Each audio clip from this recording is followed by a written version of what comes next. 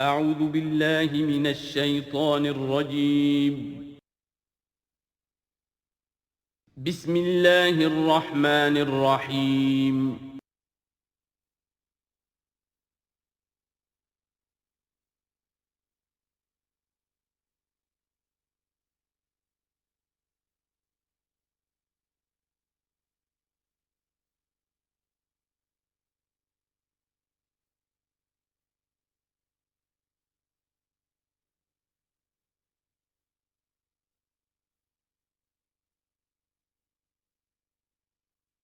اعوذ باللہ من الشیطان الرجیم بسم اللہ الرحمن الرحیم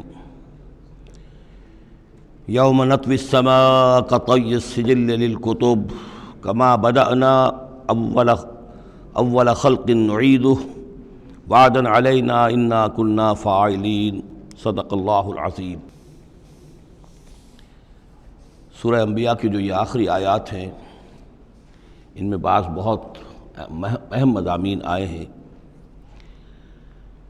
ہم جس آیت پر سے گزر چکے ہیں لا یحزنہم الفزع الاکبر، اللہ تعالیٰ کے جو نیک بندے ہوں گے انہیں جو قیامت کا زلزلہ آنے والا ہے، جس سے کہ اگلی صورت شروع ہو رہی ہے جس کے تذکرے سے کہ یا ایھا الناس اتقوا ربکم ان زلزلۃ الساعۃ شیء عظیم، اللہ تعالیٰ انہیں محفوظ رکھے گا اس فزع اکبر کے اثرات سے۔ لا یحزنہم الفزع الاکبر، احادیث سے یہ معلوم ہوتا ہے کہ صورتحال کچھ ایسی پیش آنے والی ہے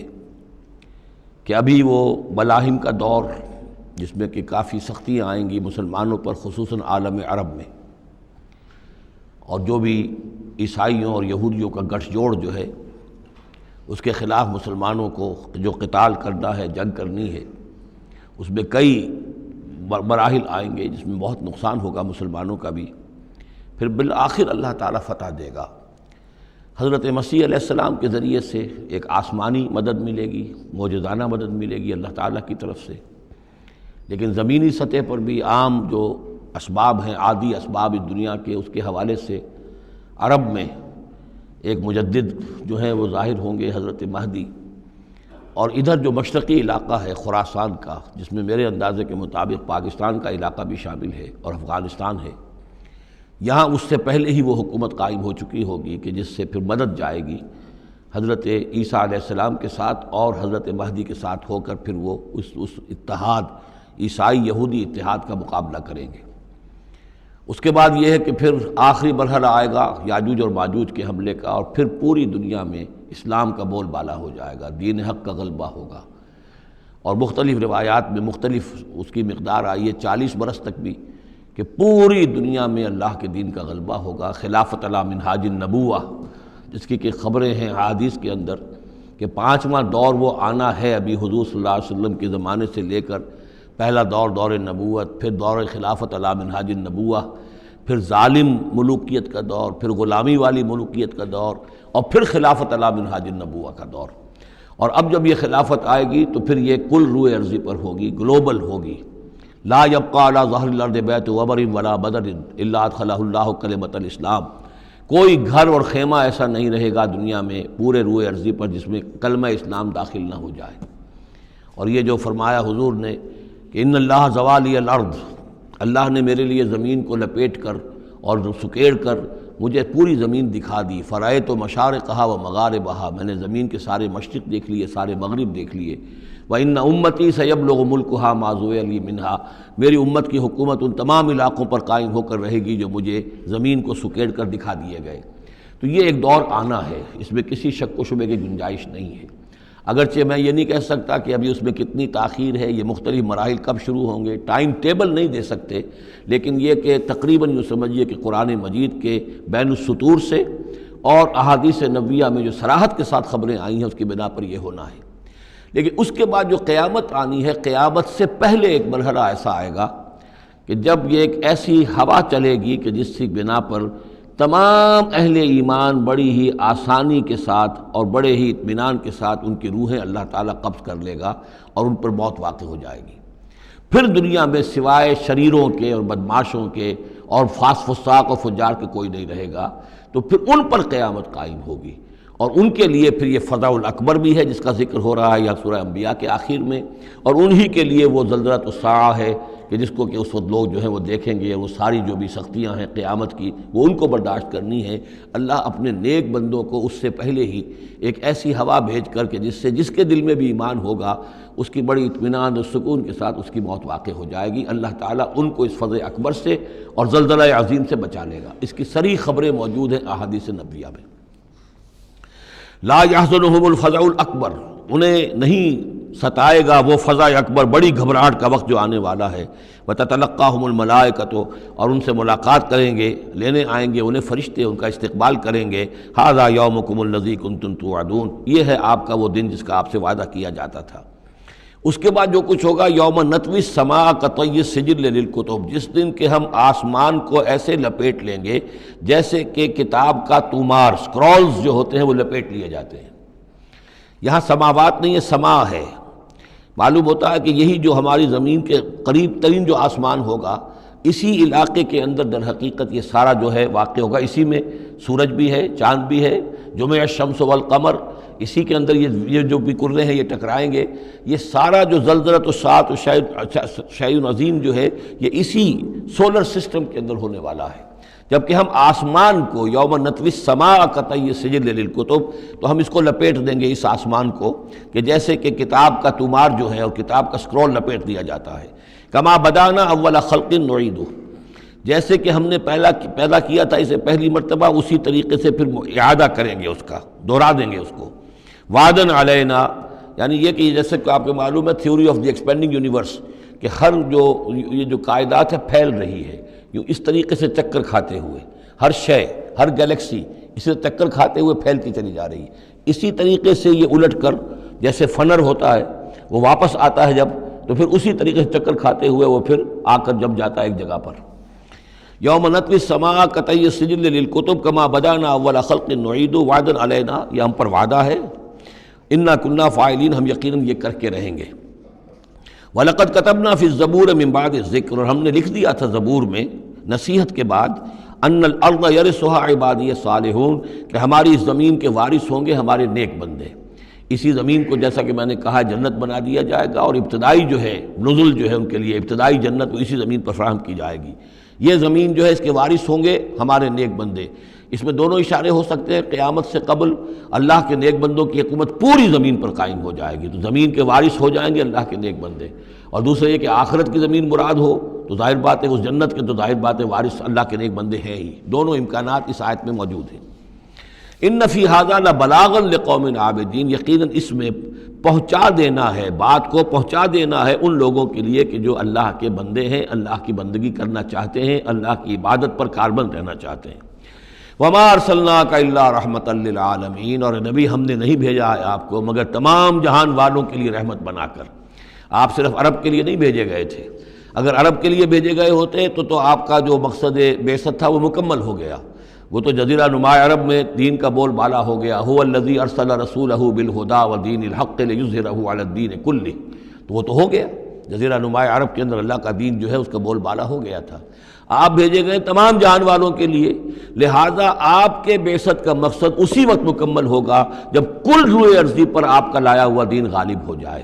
تب جا کر، جس کو اقبال نے کہا ہے کہ وقت فرصت ہے کہاں، کام ابھی باقی ہے، نور توحید کا اتمام ابھی باقی ہے۔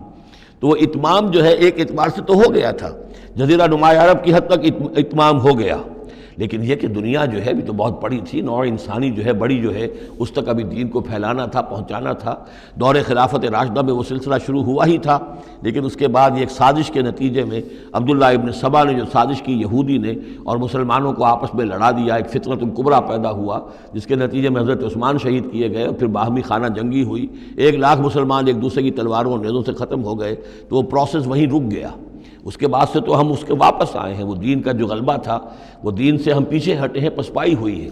لیکن یہ کہ دنیا ختم نہیں ہو سکتی جب تک کہ محمد رسول اللہ صلی اللہ علیہ وسلم کا مقصد بعثت بتمام و کمال پورا نہ ہو، اور مقصد بعثت آپ کا ہے اظہار دین الحق، اللہ کے دین کا غلبہ، اور یہ اللہ کے دین کا غلبہ چونکہ آپ پوری نوع انسانی کے لیے بھیجے گئے ہیں، لہذا کل عالم انسانی پر اس کا ہونا لازم ہے۔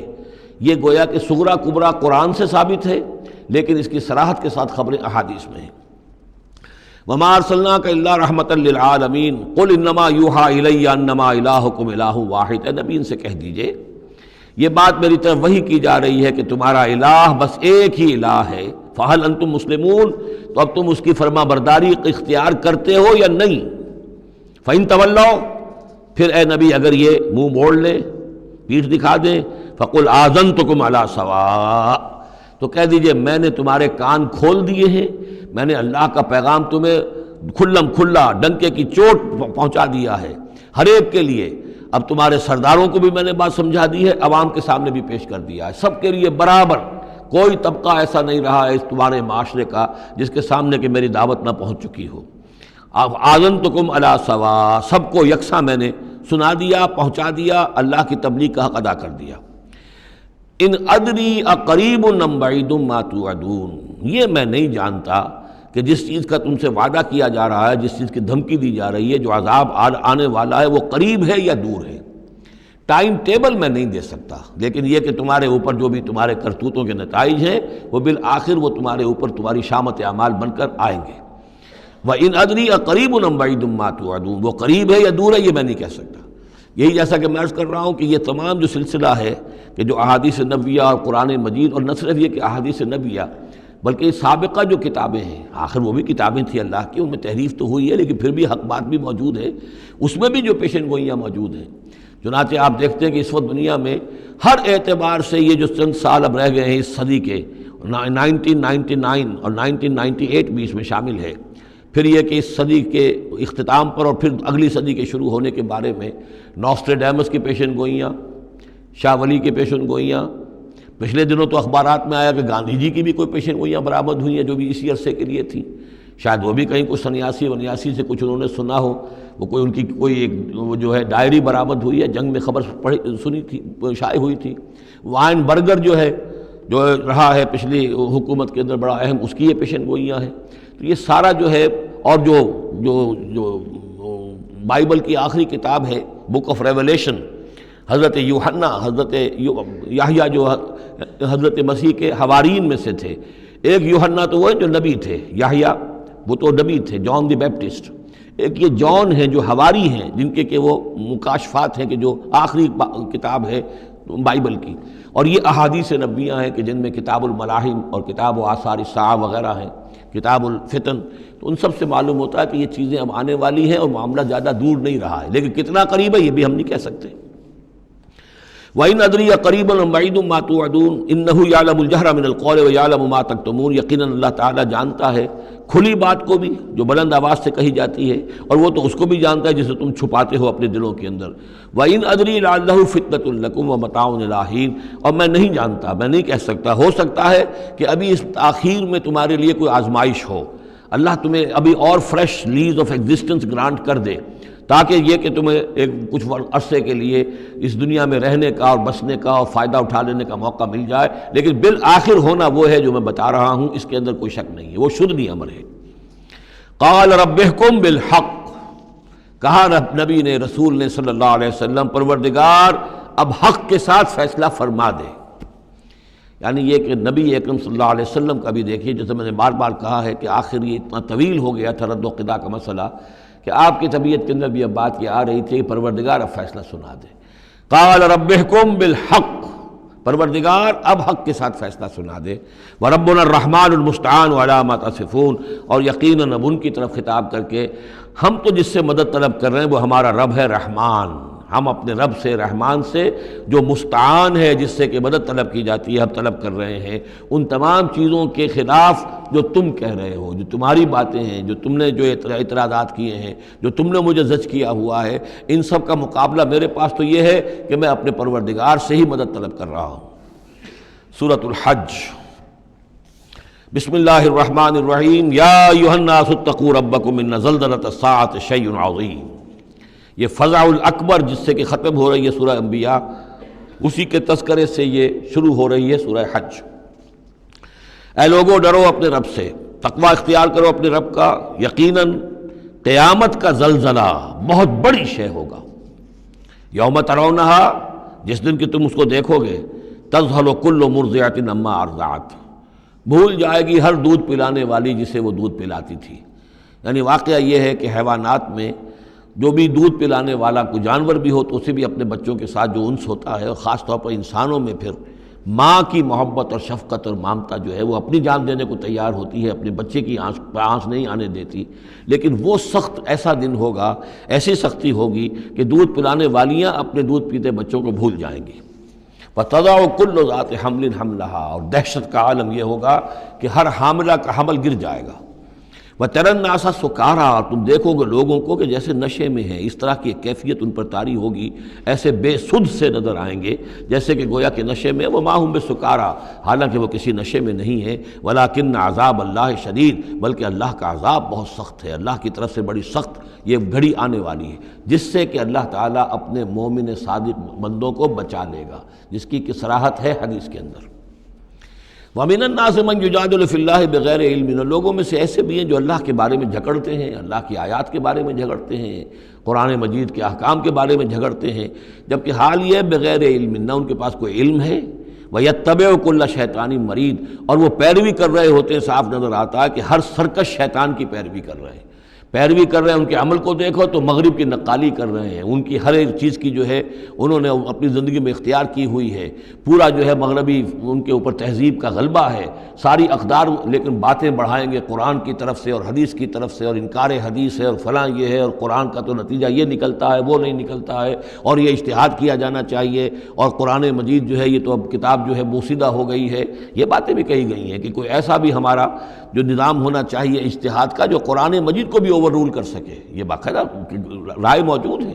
کہ قرآن مجید میں بھی جو صریح احکام آئے ہیں وہ بھی ایک خاص قوم کے لیے، خاص وقت کے لیے تھے، یہ ہمیشہ کے لیے نہیں ہے۔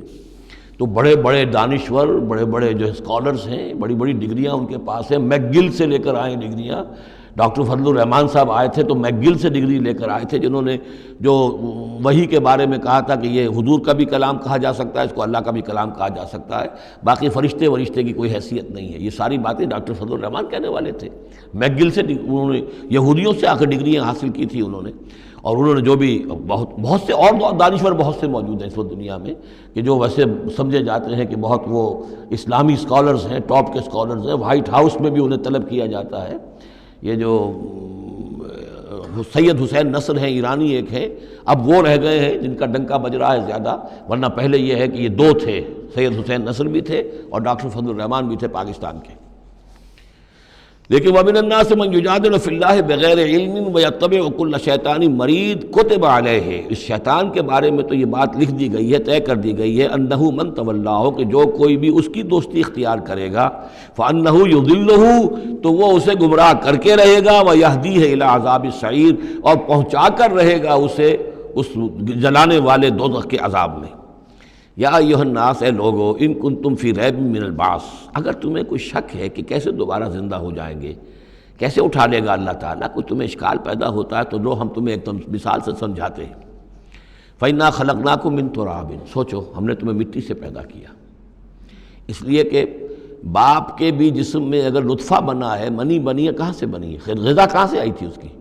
ساری غذا تو مٹی سے آئی ہے، زمین سے آئی ہے، یہیں سے آئی ہے، وہ منرلز ہیں، وہ سب کچھ ہیں، گوشت کھایا ہے تو بکری نے جو کہاں سے غذا لی تھی؟ زمین سے لی تھی۔ تو تمہاری جو تخلیق ہے سب کی ابتدا میں جو ہے وہ مٹی سے ہے، من تراب ثم من نطفۃ، پھر وہ نطفے کی ایک شکل بنی، ثم من علقۃ، پھر تم ایک علقہ کی شکل میں تھے۔ اس علقہ کے بارے میں بعد میں عرض کروں گا، ابھی میں اس کا کوئی ترجمہ نہیں کر رہا، اس کا ترجمہ عام طور پر جمع ہوا خون کیا جاتا ہے، یہ ترجمہ صحیح نہیں ہے۔ ثم من مضغۃ، پھر یہ کہ وہ ایک لوتھڑے کی طرح تھا، گوشت کا ایک لوتھڑا سا تھا، مخلقۃ غیر مخلقۃ، پہلے اس پہ کوئی نشانات تھے ہی نہیں، پھر اس لوتھڑے کے اوپر نشانات آنے شروع ہوئے، معلوم ہوا کہ یہاں سے یہ بازو نکلیں گے، یہاں سے یہ ٹانگیں نکلیں گی، اسی کے اندر جو ہے یہ آثار شروع ہو گئے۔ لنبین لکم، تاکہ ہم تمہیں کھول کھول کر بیان کر دیں۔ یہ جو بھی سٹیجز ہیں، کہ جو ایمبریونک جو سٹیجز ہیں، اس میں واقعہ یہ کہ اس کے بارے میں کیتھل مور کا میں قول آپ کو سنا چکا ہوں، جو تعارف قرآن کا میرا لیکچر تھا، کہ ان چیزوں کے بارے میں حیران اور ششدر ہیں جو اس وقت ایمبریولوجی کے سب سے بڑے ماہر ہیں، جن کی ٹیکسٹ بکس دنیا کے اندر سب سے زیادہ مستند مانی جاتی ہے، کہ ہم حیران ہیں کہ یہ ساری چیزیں قرآن مجید نے کیسے کہی ہیں، اور یہ بالکل ایگزیکٹ جو ہے تعبیر ہے ان سٹیجز کی کہ جو رحم مادر میں انسانی جنین جن سٹیجز سے گزرتا ہے اس کی اس سے زیادہ صحیح تعبیر ہو نہیں سکتی۔ وَنُقِرُّ فِي الْأَرْحَامِ مَا نَشَاءُ، یہی مضمون چونکہ دوبارہ پھر آئے گا سورہ مومنون کے پہلے رکوع میں، تو میں وہاں اس کے بارے میں تفصیل سے عرض کروں گا۔ اور ہم ٹھہرائے رکھتے ہیں رحموں میں جو ہم چاہتے ہیں، یعنی رحم کے اندر پھر رحم مادر میں وہ حمل رہتا ہے، اب وہ حمل بیٹے کا ہوا ہے، بیٹی کا ہوا ہے، یا بیٹا یا بیٹی وہ ذہین ہے، فتین ہے، خوبصورت ہے، کیسی ہے، صحیح ہے، سالم ہے، وہ ہمارا فیصلہ ہے۔ نقر فی الارحام ما نشاء الی اجل مسمى، ہم ٹھہرائے رکھتے ہیں رحموں میں جو ہم چاہتے ہیں ایک وقت معین تک، ثم نخرجکم طفلا، پھر ہم تمہیں نکالتے ہیں اور تم چھوٹے سے بچے ہوتے ہو، ثم لتبلغوا اشدکم، پھر تم اپنی پوری جوانی کو پہنچتے ہو، قوت کو پہنچتے ہو، ومنکم من یتوفی، تم میں سے وہ بھی ہیں کہ جو پہلے ہی ان کا انتقال ہو جاتا ہے، انہیں قبض کر لیا جاتا ہے، انہیں اللہ تعالیٰ لے جاتا ہے، ومنکم من یرد الی ارذل العمر، اور تم میں سے ایسے بھی ہوتے ہیں جو بڑی ہی نکمی ضعیفی کی عمر کو پہنچ جاتے ہیں، لِكَيْ لَا يَعْلَمَ مِن بَعْدِ عِلْمٍ شَيْئًا، کہ پھر وہ نہ جانے سب کچھ جاننے کے باوجود کچھ بھی۔ بڑھاپا آتا ہے تو ایسا آتا ہے، ڈیمنشیا بھی ہو جاتا ہے، ساری ذہنی صلاحیتیں ختم ہو جاتی ہیں، یادداشت زائل ہو جاتی ہے، پھر بچپن کی عادتیں عود کر آتی ہیں، لِكَيْ لَا يَعْلَمَ مِن بَعْدِ عِلْمٍ شَيْئًا، پھر یہ صورت بھی ہو جاتی ہے۔ یہ ارذل العمر ہے جس سے کہ حضور صلی اللہ علیہ وسلم نے اللہ کی پناہ مانگی ہے کہ اللہ اس سے پہلے اٹھا لے، اس سے پہلے کہ انسان اس کیفیت میں آ جائے کہ جس کا نقشہ یہاں کھینچا جا رہا ہے، لِكَيْ لَا يَعْلَمَ مِن بَعْدِ عِلْمٍ شَيْئًا۔ بڑا سقراط تھا، بقراط تھا، کچھ تھا، لیکن اب کیا ہو گیا ہے اس کو دیکھیے۔ وَمِنْكُمْ مَنْ يُرَدُّ إِلَىٰ أَرْذَلِ الْعُمُرِ، ان کے لیے دعا کر لیجیے، اللہم اغفر لہ وارحمہ وادخلہ فی رحمتک وحاسبہ حسابا یسیرا۔ ان سے ایک بہت بڑی خطا ہوئی ہے، رجم کی سزا کے بارے میں میں سورہ نور میں عرض کروں گا، لیکن اللہ تعالیٰ تمام خطاؤں کو معاف فرمانے والا ہے۔ اللہم اغفر لہ وارحمہ وادخلہ فی رحمتک وحاسبہ حسابا یسیرا، اللہم نور مرقدہ واکرم منزلہ والحقہ بعبادک الصالحین، آمین یا رب العالمین۔ وَمِنْكُمْ مَنْ يُتَوَفَّى وَمِنْكُمْ مَنْ يُرَدُّ إِلَىٰ أَرْذَلِ الْعُمُرِ لِكَيْ لَا يَعْلَمَ مِن بَعْدِ عِلْمٍ شَيْئًا وَتَرَى الْأَرْضَ، اب ایک تو نقشہ کھینچا انسانی زندگی کا، اس آپ مٹی سے چل کر تم کہاں سے کہاں پہنچ گئے، پھر فوت ہو کے پھر مٹی بن جاتے ہو، یہ جس کی یہ قدرت ہے، جس کی یہ خلاقی ہے، جو اس سارے نظام کو لے کر چل رہا ہے، تمہیں اس کے بارے میں کوئی شک ہے؟ اس کی قدرت کے بارے میں کوئی تمہیں یہ شبہ وارد ہو سکتا ہے کہ وہ دوبارہ پیدا نہیں کر سکتا؟ اچھا ایک اور مثال لے لو، وَتَرَى الْأَرْضَ حَامِدَةً، تم دیکھتے ہو زمین کو کہ پڑی ہوئی ہے، بے آب و گیا، خشک اور ویران، کئی زندگی کے آثار نہیں۔ فَإِذَا أَنزَلْنَا عَلَيْهَا الْمَاءَ اهْتَزَّتْ وَرَبَتْ، پھر جب ہم اس پر پانی برساتے ہیں تو وہ تازہ ہو جاتی ہے، اہتزاز، اور وہ اس میں جنبش ہو جاتی ہے، اہتزت۔ یہتزو جو آیا یہ لفظ پہلے ہم پڑھ چکے ہیں کہ جب حضرت موسیٰ کا عصا زمین پر انہوں نے رکھا تو وہ تو اب ہلنے لگا، حرکت کرنے لگا جیسے کہ سانپ حرکت کرتا ہے، تو زمین میں بھی حرکت پیدا ہو جاتی ہے، اس لیے کہ اب جو کونپلیں نکل رہی ہیں وہ حرکت کر رہی ہیں، وہ ادھر ادھر جو ہے، جو پہلے زمین پڑی ہوئی تھی ساکن، صامت، ساکن، بے آب و گیا، خشک،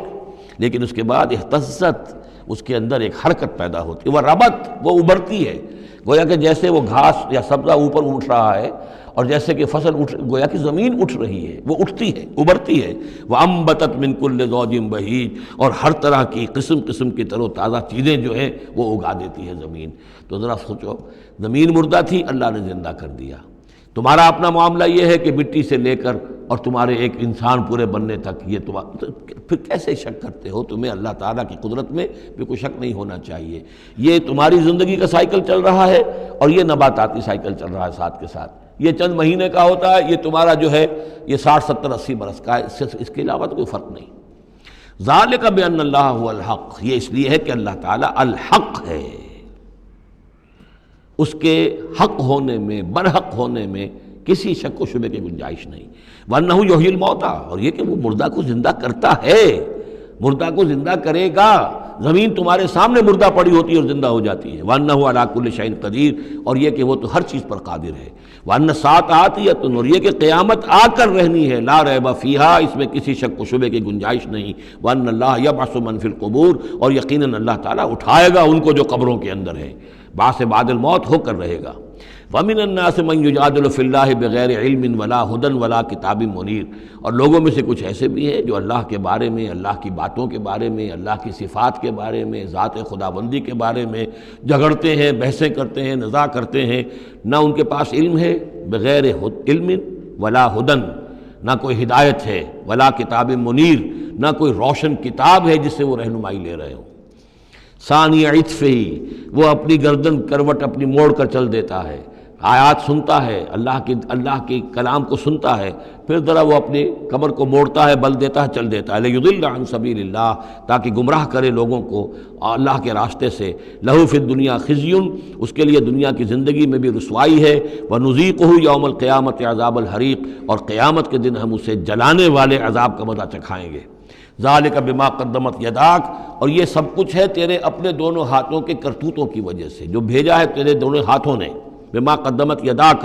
وان اللہ لیس بظلام للعبید، اور یقیناً اللہ تعالیٰ تو اپنے بندوں پر ظلم کرنے والا نہیں ہے۔ ومن الناس من يعبد الله على حرف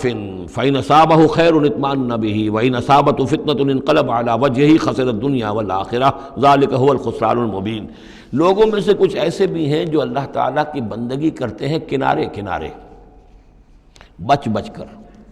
یہ وہ روگ جس کو کہا گیا فی قلوبہم مرض، جن کے دلوں میں روگ ہوتا ہے۔ ایک وہ لوگ ہوتے ہیں کہ حق کو قبول کیا، پھر ہرچہ بعد آباد منجدھار میں پھر وہ چھلانگ لگاتے ہیں، ہرچہ بعد آباد ماں کشتی درا انداختے، ہم نے حق کو قبول کیا، اس کشتی کو ہم نے پانی میں ڈال دیا ہے، اب یہ کشتی تیرے گی تو ہم تیریں گے، یہ ڈوبتی ہے تو ہم ڈوبنے کے لیے تیار ہیں۔ ایک وہ ہیں جو چاہتے بھی ہیں حق کے ساتھ چلنا، لیکن کنارے کنارے گہرے پانی میں نہیں جانا چاہتے، خطرات مول نہیں لینا چاہتے، اپنے لیے جان اور مال جو ہے اس کو بچا بچا کر، وہ جو اقبال نے کہا تو بچا بچا کے نہ رکھ اسے تیرا آئینہ ہے وہ آئینہ، کہ شکست ہو تو عزیز تر ہے نگاہ آئینہ ساز میں۔ لیکن یہ کچھ لوگ بچ بچ کر چلنا چاہتے ہیں، کوئی گردن نہ پہنچ جائے، کوئی نقصان نہ ہو جائے، کوئی ہمیں قربانی نہ دینی پڑے۔ وَمِنَ النَّاسِ مَن يَعْبُدُ اللَّهَ عَلَىٰ حَرْفٍ، کنارے ساتھ، فَإِنْ أَصَابَهُ خَيْرٌ اطْمَأَنَّ بِهِ، اگر خیر آئے تو مطمئن رہیں گے،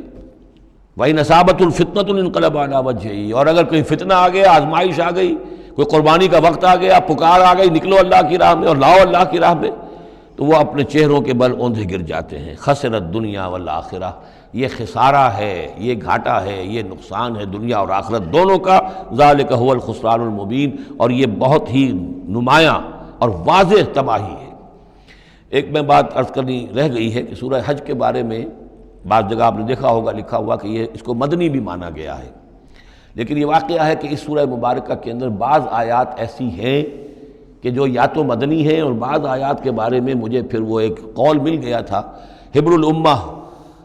حضرت عبداللہ ابن عباس رضی اللہ تعالی عنہما کا، وہ میں بعد میں انشاءاللہ وہ کل ہم پڑھیں گے۔ وہ آیات نازل ہوئی ہیں اثناء سفر ہجرت میں۔ ظاہر بات ہے کہ جب حضور مکے سے نکل آئے ہیں اور جا رہے ہیں تو کتنے دن لگے ہیں، کوئی وہ چند گھنٹے کا، ایک گھنٹے کی فلائٹ تو نہیں تھی کہ جو ہوائی جہاز سے آپ چلے گئے ہوں، آدھے گھنٹے کی فلائٹ ہے کل، نہیں، لیکن یہ کوئی وقت لگا۔ اس میں بھی جو آیات نازل ہوئی ہیں، اور اس صورت میں کئی آیات ایسی ہیں کہ جن کی بڑی گہری مشابہت آپ کو مل جائے گی سورہ بقرہ کی آیات کے ساتھ۔ چنانچہ شہادت علی الناس والی آیت بھی اس صورت میں بھی ہے، سورہ بقرہ میں بھی ہے، لِیَکُونَ الرَّسُولُ شَہِیدًا عَلَیکُم وَتَکُونُوا شُہَدَاءَ عَلی النَّاس، یہ آپ کو سورہ حج کے آخر میں ملے گی۔ جہاد کا لفظ بھی اس صورت مبارکہ میں ملے گا۔ یہ آیت بھی آپ غور کریں گے تو سورہ بقرہ کے دوسرے رکوع میں جو مثال آئی تھی، منافقین کا حال یہ ہے، او کصیب من السماء فیہ ظلمات ورعد وبرق یجعلون اصابعهم فی آذانہم من الصواعق حذر الموت واللہ محیط بالکافرین۔ تو یہ جب بجلی جب چمکتی ہے، کوئی روشنی نظر آتی ہے، چل پھر لیتے ہیں، لیکن اس کے بعد پھر جیسے ہی اندھیرا ہوتا ہے کھڑے رہ جاتے ہیں۔ تو بالکل وہی کیفیت ہے کہ جب ذرا حالات صحیح ہوئے، نارمل ہوئے، کوئی خطرہ نہیں، کوئی اندیشہ نہیں، کوئی مطالبہ نہیں، کوئی جنگ کی مہم جو ہے پیش نظر نہیں ہے، تو وہ بڑے چلت پھر دکھا رہے ہیں، حضور کے پاس آ رہے ہیں، باتیں کر رہے ہیں، وہ ہے کہ وہ بھی اہل ایمان کے ساتھ ہیں۔ لیکن جب ذرا مشکل وقت آیا، اوندھے منہ گر پڑے۔ وَمِنَ النَّاسِ، اللہ تعالیٰ ہمیں اس سے بچائے، اور دین اور ایمان کے ساتھ اور اللہ کے دین کو قائم کرنے کی جد و جہد میں مخلصانہ اور ہمہ تن ہمہ وجوہ اپنے آپ کو جھونک دینے کی ہمت عطا فرمائے۔ وَمِنَ النَّاسِ مَن يَعْبُدُ اللَّهَ عَلَىٰ حَرْفٍ فَإِنْ أَصَابَهُ خَيْرٌ اطْمَأَنَّ بِهِ وَإِنْ أَصَابَتْهُ فِتْنَةٌ انقلب عَلَىٰ وَجْهِهِ خَسِرَ الدُّنْيَا وَالْآخِرَةَ ذَلِكَ هُوَ الْخُسْرَانُ الْمُبِينُ۔ یدعو من دون اللہ ما لا یضرہ وما لا ینفعہ، یہ پکارتا ہے اللہ کے سوا ان کو جو نہ اسے کوئی ضرر پہنچا سکتی ہے نہ نفع، ذالک هو الضلال البعید، یہی ہے بہت ہی گمراہی، دور کی گمراہی۔ یدعو لمن ضرہ اقرب من نفعہ، وہ پکارتا ہے اللہ کو، اس کو کہ جس کا ضرر جو ہے وہ اس کے نفع سے قریب تر ہے۔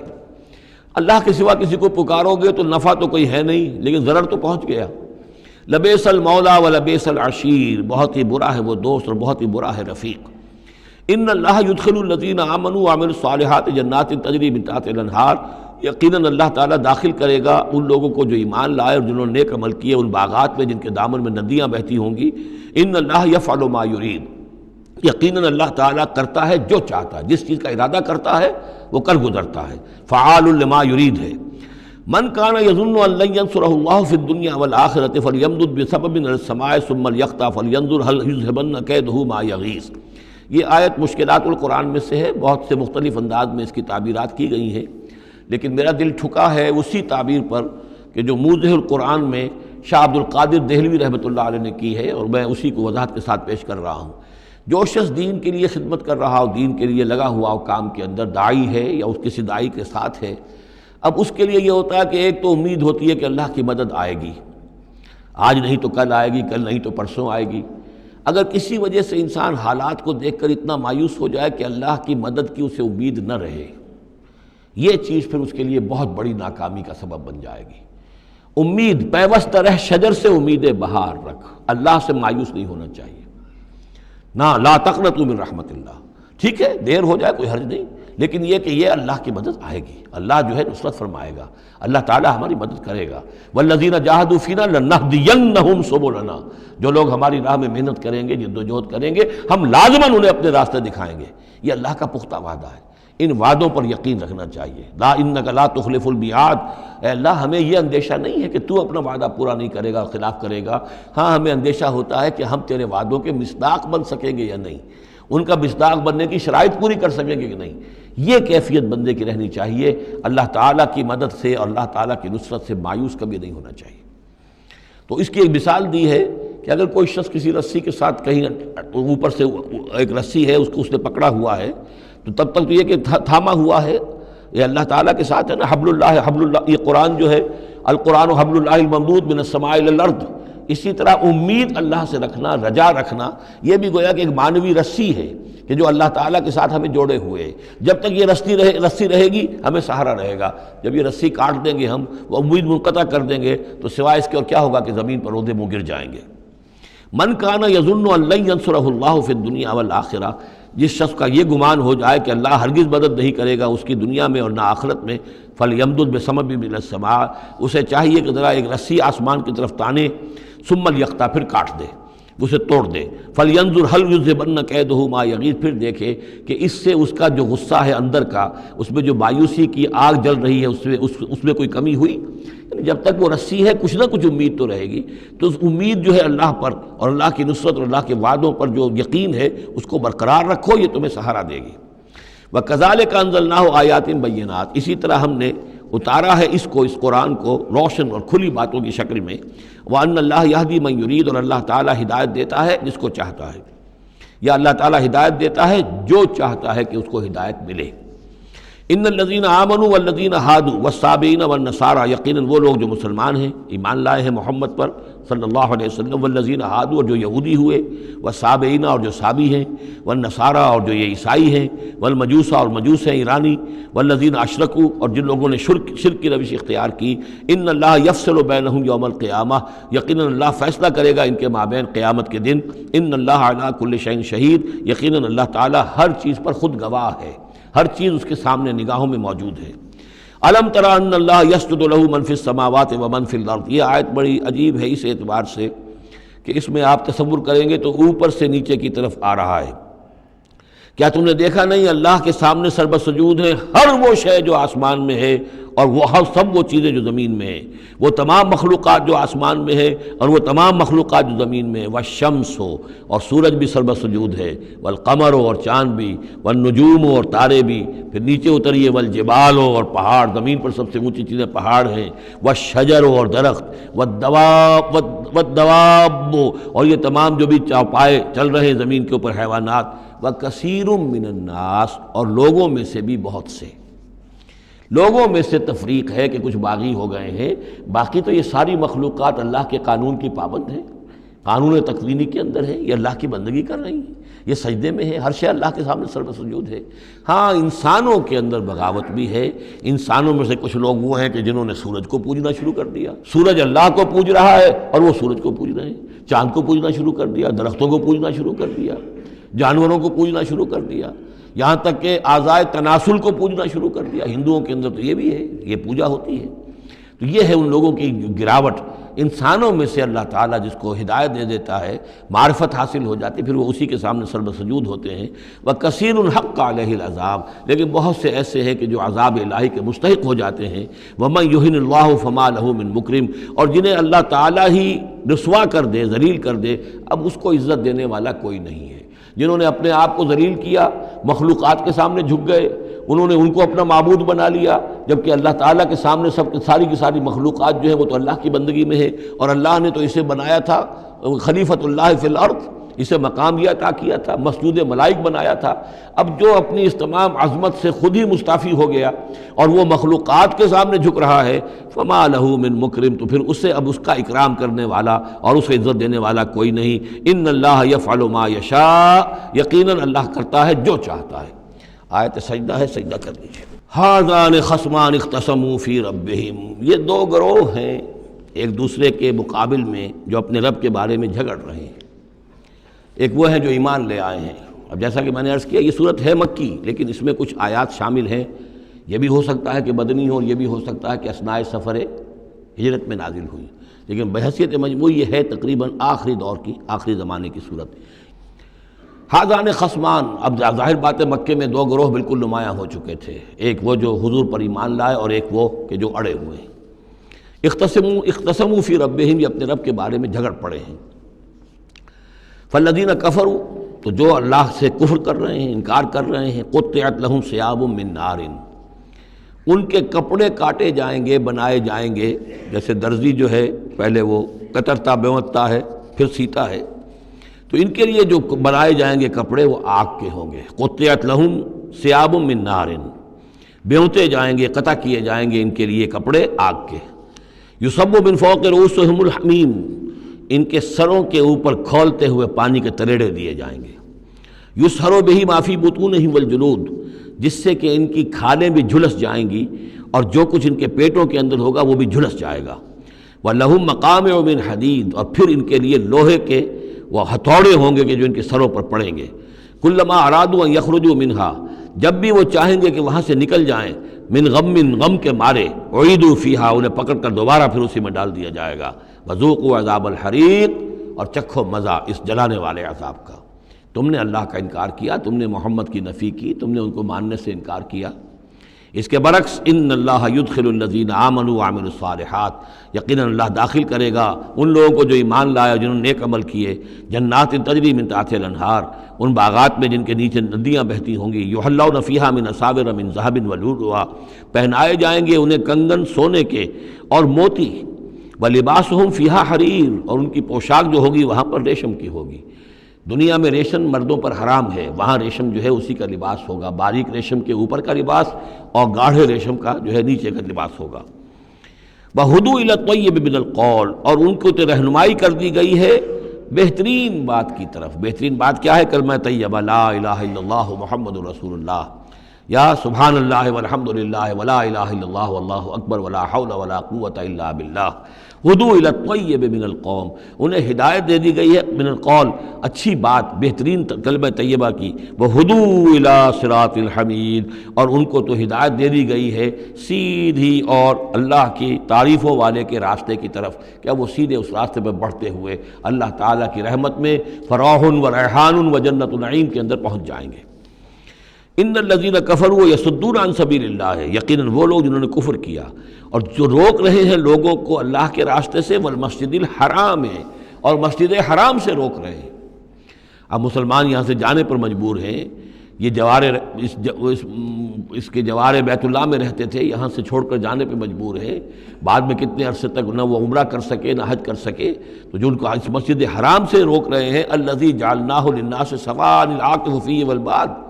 اس گھر کو جو ابراہیم نے بنایا تھا، جس کو ہم نے تمام انسانوں کے لیے مساوی قرار دیا ہے، برابر ہیں یہاں پر، چاہے یہاں کے رہنے والے مقیم ہوں اور چاہے باہر سے آئیں۔ یہ اصطلاحات ہیں آفاقی اور مقیم۔ وہاں بیت اللہ میں، حرم میں کوئی فرق نہیں کیا جا سکتا حقوق میں۔ اب بھی میں سمجھتا ہوں کہ وہاں اس میں کوئی حرج شک نہیں ہے کہ حرم کے اندر کوئی فرق نہیں ہے۔ کوئی شخص باہر کا آ کر پہلی صف میں بیٹھ جائے، کوئی اسے زبردستی نہیں اٹھا سکے گا۔ یہ دوسری بات ہے کہ وہاں پہ شرطے وغیرہ جو ہیں ان کو رشوتیں دے کر لوگوں نے کو اپنی سیٹیں ریزرو کرا لی ہوتی ہیں، یا کبھی کوئی جو وی آئی پیز آنے والے ہوتے ہیں ان کے لیے وہ خالی کرتے ہیں، لیکن یہ عام طور پر یہی ہے، آپ جس جگہ جا کر بیٹھ جائیں، کوئی یہ نہیں کہہ سکتا کہ میں یہاں کا رہنے والا ہوں، مکی ہوں، میں یہاں میں بیٹھوں گا تم یہاں سے اٹھو، سواء العاکف فیہ والباد، برابر ہے وہاں کے رہنے والے مقیم بھی اور وہ لوگ بھی کہ جو باہر سے آتے ہیں، آفاقی ہیں۔ وَمَن يُرِدْ فِيهِ بِإِلْحَادٍ بِظُلْمٍ، اور جو کوئی بھی اس میں بیت اللہ میں کوئی الحاد کی کوشش کرے گا، اللہ تعالیٰ کے سیدھے راستے سے ہٹانے کی لوگوں کو، اور اس میں کجی پیدا کرنے کی کوشش کرے گا شرارت نفس کی بنا پر، نُذِقْهُ مِنْ عَذَابٍ أَلِيمٍ، اس سے ہم مزہ چکھائیں گے دردناک عذاب کا۔ وَإِذْ بَوَّأْنَا یہ دو رکوع ہیں ابھی سورہ مبارکہ کے، حج کے مناسک کا کچھ ذکر ہے یہاں پر، خاص طور پر قربانی کا خاص طور پر ذکر ہے۔ سورہ بقرہ کے دو رکوع 24واں 25واں، اس میں بھی حج کے مناسک آ چکے ہیں، لیکن وہاں پر اصل قربانی کا ذکر نہیں تھا، وہ تو صرف یہ ہے کہ وہ دم جو دینا پڑتا ہے اگر کسی وجہ سے سر منڈانا پڑ گیا ہے قبل از وقت، اور یا اسی طریقے سے تمتع اگر کیا ہے تو اس کا وہ دم شکر کا ہے وغیرہ وغیرہ۔ لیکن یہاں پر جو دو ہے، ایک قربانی اور ایک طواف، ان دو کا جو ہے ذکر ہو رہا ہے خاص طور پر یہاں۔ وَإِذْ بَوَّأْنَا لِإِبْرَاهِيمَ مَكَانَ الْبَيْتِ، اور جب ہم نے معین کر دی ابراہیم کے لیے اپنے گھر کی جگہ، بتا دی کہ یہ ہے وہ جگہ جس کے بارے میں میرا گمان یہ ہے کہ وہاں بنیادیں موجود تھیں حضرت آدم علیہ السلام کی بنائی ہوئی، لیکن اوپر سے دیواریں سب کی سب گر چکی تھیں اور سیلاب کی وجہ سے سارا اب وہاں کوئی آثار نہیں رہے تھے۔ اللہ تعالیٰ نے رہنمائی فرما کر ان کی نشاندہی کروا دی۔ اللہ تشرک بی شیئا، اور یہ حکم دے دیا گیا میرے ساتھ کسی شے کو شریک نہ کرنا، وطہر بیتیا، اور میرے اس گھر کو پاک رکھنا، للطائفین، طواف کرنے والوں کے لیے، والقائمین، اور قیام کرنے والوں کے لیے، کھڑے ہو کر نمازیں پڑھنے والوں کے لیے، والرکع السجود، اور رکوع کرنے والوں کے لیے اور سجود کرنے والوں کے لیے۔ یہ گویا کہ جیسے وہاں آیا تھا وَعَهِدْنَا إِلَىٰ إِبْرَاهِيمَ وَإِسْمَاعِيلَ أَن طَهِّرَا بَيْتِيَ لِلطَّائِفِينَ وَالْعَاكِفِينَ وَالرُّكَّعِ السُّجُودِ، تقریباً وہی آیت یہاں پر آئی ہے، صرف یہ کہ عاکف کی بجائے یہاں قائمین کا لفظ آیا ہے۔ وَأَذِّن فِي النَّاسِ بِالْحَجِّ، اور اے ابراہیم اب پکارو لوگوں کو، اذان دو، پکارو حج کے لیے۔ اب کیسے پکارا ہوگا، کیسے آپ نے یہ پیغام پہنچایا ہوگا، کہاں سے اللہ تعالیٰ نے ان کی آواز کو، ان کی پکار کو کہاں کہاں پہنچایا ہوگا، یہ اللہ تعالیٰ کا معاملہ ہے۔ یا تو کا رجالن، پکاریے لوگوں کو، حج کی دعوت دیجیے، آئیں گے وہ آپ کے پاس پیدل چل کر بھی، وعلیٰ کل ضامر، اور بڑی لاغر اونٹنیوں پر بھی، یعنی دور دراز سے آئیں گے تو سفر کی وجہ سے اونٹنیاں لاغر ہو چکی ہوں گی۔ یاتین من کل فج عمیق، جو یہاں پر پہنچیں گی وہ اونٹنیاں اور لوگ آئیں گے بڑی دور دراز کی راہوں سے، دور دراز کی، یہ فج کہتے ہیں پہاڑوں کے درمیان کے راستے کو، چونکہ یہ سارا پہاڑی علاقہ ہے تو نہ معلوم کہاں کہاں سے گہری وادیوں میں سے ہو کر لوگ جو ہیں پہنچتے ہیں۔ لیشہدوا منافع لہم، تاکہ یہ آئیں حاضر ہوں ان جگہوں پر کہ جو ان کے لیے منفعت کی جگہیں ہیں۔ وَيَذْكُرُ اسْمَ اللَّهِ فِي أَيَّامٍ مَعْلُومَاتٍ، اور اللہ کا نام لیں معین دنوں کے اندر، یعنی قربانیاں دیں معین دنوں میں۔ 10ویں ذی الحجہ کی قربانی کا دن ہے، اس کے بعد جو ہے 11ویں کو بھی ہو سکتی ہے، 12ویں کو بھی ہو سکتی ہے، یا ایام معلومات ہیں۔ عَلَىٰ مَا رَزَقَهُم مِّن بَهِیمَةِ الْأَنْعَامِ، تو اللہ کا نام لیں ذبح کرتے ہوئے، اللہ کا نام لیں ان پر کہ جو ہم نے انہیں یہ چوپائے عطا کیے ہیں، مویشی دیے ہیں۔ فَكُلُوا مِنْهَا، تو ان کو ذبح کر کے ان کی قربانی دے کر اس میں سے خود بھی کھاؤ۔ وَأَطْعِمُوا الْبَائِسَ الْفَقِيرَ، اور جو برے حال میں ہو، فقیر محتاج جو بہت ہی خستہ حال ہے، اس کو بھی کھلاؤ۔ ثُمَّ لْيَقْضُوا تَفَثَّهُمْ، پھر یہ کرنے کے بعد پھر اپنے میل کچیل دور کرو، پھر احرام کھولنا ہوتا ہے، پھر یہ کہ وہ رنحت رمی ہوتی ہے، نہر ہوتا ہے، حلق ہوتا ہے، اور پھر طواف۔ چار یہ الفاظ جو ہیں یہ 10ویں تاریخ کے ہیں، 4 افعال، رمی اور نہر، پھر جا کر قربانی دینا،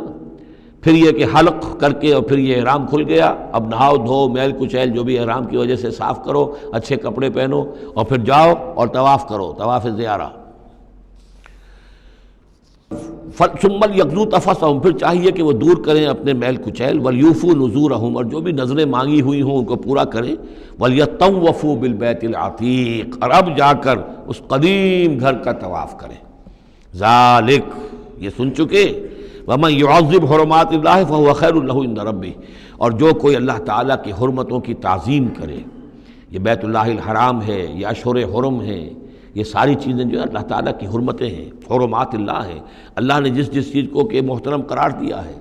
سورہ مائدہ میں ہم پڑھ چکے ہیں، وہ جانور کے جو ہدی کے جانور ہیں وہ بھی محترم ہیں، جن کے گھروں میں گردنوں میں پٹے ڈال دیے گئے ہیں، معلوم ہے کہ یہ ہدیم بالغ الکعبہ جانے والے ہیں، وہ بھی محترم ہیں۔ عام مین البیت الحرام جو ہیں، جو لوگ حاجی جا رہے ہیں، ان کی بھی حرمت ہے۔ تو جو بھی من یعظم حرمات اللہ ہے، جو کوئی بھی اللہ تعالیٰ کی حرام کی ہوئی شے، محترم ٹھہرائی ہوئی چیزوں کی تعظیم کرے گا، فہو خیر لہ عند ربہ، تو وہ اسی کے لیے بہتر ہوگا، اس کا اجر و ثواب اسے ملے گا اپنے رب کے پاس۔ وَأُحِلَّتْ لَكُمُ الْأَنْعَامُ إِلَّا مَا يُتْلَىٰ عَلَيْكُمْ، اور حلال کر دیے گئے تمہارے لیے سارے چوپائے سوائے اس کے جو تم کو سنا دیا گیا ہے، یعنی یہ کہ خنزیر کا معاملہ ہے، اس کو حرام کر دیا گیا ہے، باقی بکری ہے، بھیڑ ہے، گائے ہے، بیل ہے، اونٹ ہے، ان سب کو اللہ کی راہ میں تو اس کی قربانی ہو سکتی ہے۔ فَاجْتَنِبُوا الرِّجْسَ مِنَ الْأَوْثَانِ، تو پھر تم بچو، ان بتوں کی گندگی سے بچو۔ یہ ہے اصل میں بچنا جو ہے وہ سب سے پہلے شرک، اور وہاں پر سب سے بڑا شرک جو ہے وہ بت پرستی کا ہو رہا تھا۔ وَاجْتَنِبُوا قَوْلَ الزُّورِ، اسی طریقے سے جھوٹ کہنے سے، جھوٹ بات سے بھی بچو۔ حنفاء للہ، یکسو ہو جاؤ اللہ کی طرف، یکسو اسی کے بندے بن جاؤ، غیر مشرکین بہ، اس حال میں کہ اس کے ساتھ کسی بھی اعتبار سے شرک نہ ہو، کسی پہلو سے، کسی اعتبار سے، ذات میں، صفات میں، حقوق میں، اختیارات میں، کہیں بھی کوئی شرک کا شائبہ نہ آنے پائے۔ ومن یشرک باللہ، اور جو کوئی اللہ کے ساتھ شرک کرے گا، فکأنما خر من السماء، تو وہ تو ایسے ہے جیسے وہ رسی کٹ گئی اور اب وہ زمین کے اوپر گر پڑا، زمین کی طرف جا رہا ہے آسمان سے۔ کوئی شخص ہے جو آسمان سے کسی بلند چیز سے کسی رسی کے ساتھ لٹکا ہوا ہے، وہاں سے گر گیا یا رسی کٹ گئی، اب جو گر رہا ہے فکأنما خر من السماء فتخطفه الطیر، اب یا تو یہ کہ وہ جو پرندے ہیں وہ اسے اچک کر لے جائیں، کوئی باز آئے اور پکڑ کر لے جائے، کوئی اور ہو، جو بھی یہ بڑے بڑے جانور ہوتے ہیں کہ جو شکار کرتے ہیں پرندوں کا، تخطفه الطیر، پرندے اس کو اڑا کر لے جائیں، اور تہوی بہ الریح، یا یہ کہ پھر ہوا ان کو لے جا کر گرائے فی مکان صحیح، کسی دور کی جگہ میں کوئی ہوا جو ہے جھونکا اس کو لے جائے اور کسی کھائی میں جا کر گرا دے۔ یہ معاملہ ہے اس شخص کا جو اللہ کے ساتھ شرک کرتا ہے، اس کے پاس کوئی سہارا نہیں رہا۔ اب توحید والا جو ہے وہ ایک سہارے پر قائم ہے، قول ثابت بالحیات الدنیا، یہ جو ہم ثبات عطا کرتے ہیں اہل ایمان کو، بالقول ثابت فی الحیات الدنیا، دنیا کی زندگی میں۔ ذالک، یہ تم نے سن لیا، یہ احکام تم نے سن لیے۔ ومن یعظم شعائر اللہ، پھر سن لو جو اللہ کے شاعر کی تعظیم کرے گا، فإنہا من تقوی القلوب، تو یقیناً یہ دلوں کے تقوی کی بات ہے۔ ان تمام چیزوں کی ہم پڑھ چکے ہیں سورہ بقرہ میں، ان الصفا والمروۃ من شعائر اللہ، بیت اللہ شعیرہ ہے، اور وہ مقام ابراہیم شعیرہ ہے، صفا اور مروہ جو ہے شعیرہ ہیں۔ شعیر وہ چیز ہے کہ جس سے اللہ تعالیٰ کی بندگی کا شعور پیدا ہو، ان کے ساتھ وہ چیزیں وابستہ ہیں، وہ تاریخ ان کی ہے کہ جس کے حوالے سے پھر یہ کہ اللہ تعالیٰ کا شعور جو ہے انسان کے اندر پیدا ہوتا ہے، اس کی ذات کا، صفات کا۔ لکم فیہا منافع الی اجل مسمى، یہ جو جانور ہیں اس کی قربانی کے، تمہارے لیے ان میں نفع ہے ایک اجل مسمى تک، یعنی یہ نہیں ہے کہ قربانی کا جانور ہے تو اس کے اوپر سواری نہیں کر سکتے، سواری کر سکتے ہو۔ قربانی کا جانور ہے تو اس کا دودھ پی سکتے ہو، اگر وہ گائے ہے درمیان میں اگر کوئی دودھ ہے یا بکری ہے لے کے جا رہے ہو تو اس کا دودھ پی سکتے ہو۔ منافع الی اجل مسمى، ایک وقت معین تک کے لیے۔ ثم محلها الی بیت العتیق، پھر ان کا جو اصل مقام ہے جہاں انہیں لے جا کر پیش کر دینا ہے وہ ہے بیت العتیق، یعنی اللہ کا گھر۔ اللہ کا گھر کا جو منہر ہے پھر اس کو وسیع کر کے، اور منا کی وادی میں ایک بہت بڑی جگہ ہے، ورنہ اس سے پہلے جو ہے یہ مروہ کی جو پہاڑی ہے، صفا اور مروہ کے پاس جو ہے یہ قربان گاہ تھی، مروہ ہی سے وہ وادی شروع ہو جاتی ہے کہ جس پر کچھ آگے چل کر وہ منا کا پورا آتا ہے، اب یہ منہر جو ہے وہ ادھر ایکسٹینڈ کر دیا گیا ہے۔ وَلِكُلِّ أُمَّةٍ جَعَلْنَا مَنسَكًا، اور ہم نے ہر امت کے لیے ایک قربانی کا نظام مقرر کیا، لِيَذْكُرُوا اسْمَ اللَّهِ عَلَىٰ مَا رَزَقَهُم مِّن بَهِيمَةِ الْأَنْعَامِ، تاکہ وہ اللہ کا نام لیا کریں ان مویشیوں پر کہ جو ہم نے انہیں عطا فرمائے ہیں۔ فَإِلَٰهُكُمْ إِلَٰهٌ وَاحِدٌ، تو جان لو تمہارا الہ ایک ہی اللہ ہے، واحد۔ فَلَهُ أَسْلِمُوا، اس کے سامنے سر تسلیم خم کرو، اس کی اطاعت قبول کرو۔ یعنی ایسا نہ ہو کہ بس قربانی تو ہو رہی ہے، باقی سب حرام خوریاں ہو رہی ہیں، 10-10 ہزار 20-20 ہزار کا جانور لے کر اور اس کے فوٹو کھنچوا کر اخبارات میں شائع کیے جا رہے ہیں، ہے سارا حرام خوری کا نتیجہ۔ تو یہ تو کوئی قربانی نہیں ہے، یہ اللہ تعالیٰ کے ہاں قبول نہیں ہے، چاہے وہ 1 لاکھ کا جانور ہو لیکن ہو اسلام کے ساتھ۔ فَلَهُ أَسْلِمُوا، اس کی اطاعت تو قبول کرو، اس کے حلال اور حرام کے پابند تو ہو، اس کے حرام کردہ چیزوں سے منہ نہ مارو۔ وَبَشِّرِ الْمُخْبِتِينَ، اور اے نبی بشارت دے دیجئے مخبتین کو، اخبات کہتے ہیں جو اپنے آپ کو پست کر لیں اللہ کے سامنے، تواضع اور عاجزی اختیار کرنے والے۔ الَّذِينَ إِذَا ذُكِرَ اللَّهُ وَجِلَتْ قُلُوبُهُمْ، یہ جو سورہ انفال کے شروع میں الفاظ آئے تھے اس سے ملتے جلتے الفاظ ہیں۔ وہ کون لوگ ہیں؟ وہ لوگ مخبتین کہ جب اللہ کا ذکر کیا جائے تو ان کے دل لرز اٹھتے ہیں، کانپ اٹھتے ہیں۔ وَالصَّابِرِينَ عَلَىٰ مَا أَصَابَهُمْ، اور جو بھی کوئی تکلیف ان پر آئے، کوئی مصیبت آئے، کوئی ناگوار صورتحال درپیش ہو جائے تو اس پر صبر کرنے والے۔ والمقیم الصلاۃ، اور نماز کے قائم کرنے والے۔ ومما رزقناہم ينفقون، اور جو کچھ ہم نے ان کو دیا ہے اس میں سے ہمارے لیے خرچ کرنے والے، ہماری رضا جوئی کے لیے، ہمارے دین کے لیے یا محتاجوں کے لیے انفاق کرنے والے۔ اللہم ربنا اجعلنا منہم والبدن جعلناها لکم من شعائر اللہ، اور یہ جو قربانی کے جانور خاص طور پر اونٹ ہیں، ان کو ہم نے تمہارے لیے ان کو بھی شاعر بنا دیا، یہ بھی اللہ کے شاعر میں سے ہے، اس لیے کہ یہ اونٹ جو ہے ابھی اللہ کے نام پر قربان کیے جا رہے ہیں۔ لکم فیہا خیر، تمہارے لیے ان میں خیر ہے، بھلائی ہے۔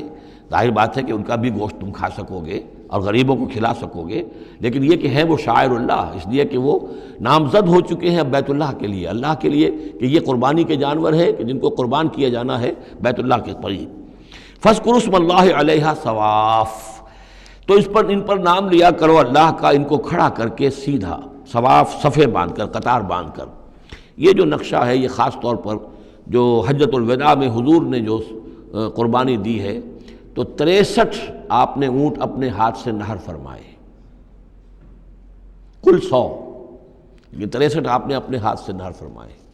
اور یہ آتا ہے روایات کے اندر، اب یہ چونکہ معاملہ حضور کا ہے اور اس میں ہمیں کسی شک و شبے کی گنجائش نہیں ہے کہ اب کھڑے ہوئے ہیں قطار میں، اور ایک اب نہر کرنے کا طریقہ بھی ہوتا ہے، برچھا مارا جاتا ہے اونٹ کی یہاں گردن میں، اس کو گرا کر ذبح کرنا آسان کام نہیں ہے، کھڑے ہوئے اونٹ کو برچھا لگایا جاتا ہے، یہاں اس کی جو بڑی وینز ہے خون کا فوارہ چھوٹتا ہے، جب خون بہت زیادہ بہہ جاتا ہے پھر وہ گرتا ہے ایک طرف، ایک پہلو کے اوپر، تو پھر اس کا معاملہ جو ذبح کرنے کا ہوتا ہے۔ تو حضور جیسے برچھا مارتے تھے اور اس کے بعد پھر اگلا اونٹ اپنی گردن خود آگے کرتا تھا۔ نہ شود نصیب دشمن کے شود ہلاک تیغت، سر دوستاں سلامت کی تو خنجر آزمائی، گویا کہ ان کے لیے خود ایک اعزاز تھا، اللہ نے شعور دیا ہے۔ وہ تو جو ایک سوکھی ہوئی لکڑی تھی جس کا سہارا لے کر حضور صلی اللہ علیہ وسلم وہ آپ خطبہ دیا کرتے تھے جمعے کا، پھر جب ممبر بنا دیا گیا اب وہ اس لکڑی جو ہے اس کا آپ سہارا نہیں لے رہے، تو پہلا دن جب تھا کہ آپ نے اس کا سہارا نہیں لیا اور آپ ممبر پر کھڑے ہو کر آپ نے جب خطبہ دیا ہے تو اس سوکھی لکڑی میں سے ایسی آواز آ رہی تھی جیسے کوئی بچہ بلک بلک کر رو رہا ہو کہ میری یہ سعادت آج ختم ہو گئی ہے، مجھے جو سعادت نصیب تھی کہ محمد الرسول اللہ صلی اللہ علیہ وسلم میرا سہارا لیا کرتے تھے، مجھ پر ٹیک لگایا کرتے تھے، یہ مجھ سے جاتی رہی فضیلت، بلک بلک کر رو رہا ہے۔ حنانہ اس کو کہتے ہیں، ستون حنانہ، اب بھی مسجد نبوی میں ایک ستون ہے حنانہ، حنین کہتے ہی اس کو ہے کہ جس میں رقت ہو، بچہ رو رہا ہو، بلک رہا ہو تو یہ حنین ہے، تو حنانہ ہے وہ۔ اور اس کے لیے یہ نوٹ کر لیجیے، کہا ہے